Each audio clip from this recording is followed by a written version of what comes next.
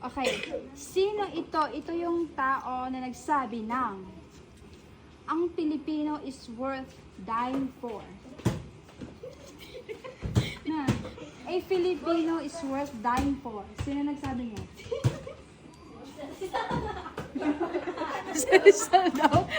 Pakita mo. Oh, seryoso. Pakita mo si Sian. Si punta kayo dito. Punta kayo dito. Sige na. Okay. Pangalan niya nagsimula sa N. And Apelyido nagsimula sa A. Nasa money. Nasa 500 pesos. N yung nagsimula sa N yung pangalan niya nagsimula sa A. next question.